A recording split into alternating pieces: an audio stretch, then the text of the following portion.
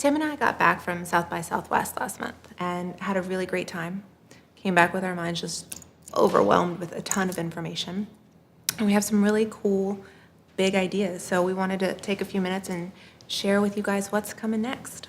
One of the big ideas I wanted to share with you is just this expanded definition of virtual medicine. Mm-hmm. Now, we're all familiar with virtual medicine from a telemedicine standpoint, but what we saw going on at South by was just truly amazing. Certainly taking the concept much further. Yeah, and the first thing that really struck me with regard to virtual medicine is the idea of flipping the doctor's office. And it's rooted in the concept of flipping the classroom. Right. Which has been around for a few years, and those familiar with education will know that, but for those who don't, the idea behind flipping the classroom is that students gain their first exposure to new knowledge outside of the classroom, so they can absorb on their own time and learn in their own way. But then the classroom is really meant for enrichment of that knowledge. So I think that this is really, really relevant to healthcare because the healthcare consumer today is doing a lot of research on their own. You know, they're digging in, they're coming prepared with questions when they do come visit their doctor. So I think that pretty soon we could see the physician's office redefined, not so much as the physical space, but really more as an environment to get information. Another interesting idea was robotics. Now, again, this is much more than Da Vinci or any type of robotics in the operating room. This has to do with the physician kind of morphing with a robot. While I was on the trade show floor, I had a woman come up to me and just say, "Excuse me, can I help you?" And I turned around and looked, and it was actually an iPad, with eye level, that was attached to a robotic body on wheels. And at first just blew me away. But after a few moments of talking to this person on an iPad who was hundreds of miles away, it started to feel very normal. And in fact, they gave me an opportunity to drive one that was over in San Francisco. So I was actually to be the robot there. And it was amazing how seamless that was. And so I think this is going to be something that's going to break through very soon here. And it's interesting because we're starting to see patients not only be really comfortable speaking with humans on things like iPads from very, very far away, but also becoming really comfortable speaking with avatars.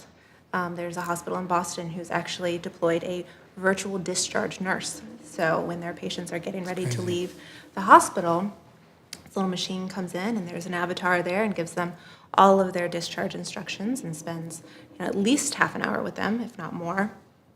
And what was really, really interesting about this is about 75% of the patients who received this discharge nurse were actually more comfortable with that than receiving instructions from a human, a nurse or a doctor.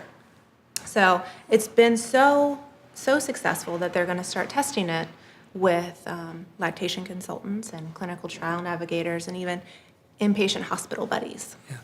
Allison, why do you think that was so successful? I think it's so successful because patients don't feel rushed. Nurses and doctors, they're very, very busy. They have a lot of people to take care of. They're in and out quite a bit. So I think that they probably feel like they can spend as much time, ask as many questions, and questions that they're maybe embarrassed to ask, Right. a live human. So. Right. Another big idea that came out of this was the sheer volume of applications that are being used in the health industry. And I think we all kind of know this. So many people in America are tracking their health, their weight, their They sure diet, are. their food. So that's not completely new, but what's interesting is how we're tapping those applications into very sophisticated sensors. And so these applications are able to do a better job than even a physician in terms of gathering information about someone's health. Just as an example of someone's blood pressure, if I have a sensor where I can actually have my blood pressure taken every day, and I get a 20-day average versus going to my doctor once a month, it's going to be a much better baseline developed. The other interesting thing about the applications is that we're starting to see doctors wanting the patient to actually use those applications, use those devices. Right. And so in a sense, we're actually starting to see the turn of where we're prescribing applications, prescribing devices. And so if you kind of think a little bit further about that, and with where healthcare is heading in terms of going into a preventative mode versus treating the sick mode, And most of the applications are going to be in the front end. They're going to be in predicting bad health. Right. They're going to be able to keep people healthy. It's not too far to see the whole pharma industry turned upside down, where physicians are actually spending most of their prescriptions writing applications and devices. Right. And I think kind of along those lines, it brings us to kind of our next big idea, which is wearables. Huge topic at South by. Probably, a quarter of the sessions Absolutely. almost were on wearables. So there's a lot of things coming with wearables. And, I think we're all familiar with how big Fitbit and the Nike Fuel Band have been. So I think as it progresses and more come to market, which they're coming, it presents a bit of a challenge. There'll be tons and tons of data that we can get from these wearables. So what do we do with it, right? Does it stay with the individual? Does it get into the hands of their providers? How does that work? Should it get into the hands of their providers? I think there's a lot of questions that we haven't quite answered yet. So it's interesting to think about all of this data that's out there. So we know that the large data is going to be used to help control population health. But what about the individual data? And so you're going to start seeing people having access to all this personal data. But what is that going to do from a mindset, from a philosophical standpoint? And one of the terms that was introduced was this idea of the quantified self, where for the first time in history, the individual is going to be able to really understand how they're doing from a health perspective, not based on how they feel, do I have a temperature, am I tired, but more on quantifiable data. They'll be able to see measurements that will basically predict, their health, predict where they're going, much sooner than they would just based on feel. Yeah, about 7 out of 10 Americans are already tracking some part of their health, whether it's for their own purposes or for a loved one. Right. Yeah, I think this is going to be an igniter to really get people to be accountable for their own health, because they're actually going to have the data that actually can help them make good decisions. Yeah, in the age of health reform and the Affordable Care Act, there's a lot of responsibility put on providers to improve and maintain the health and well-being of their patients. But, with the vast majority of patients not being compliant with their provider's orders, Right.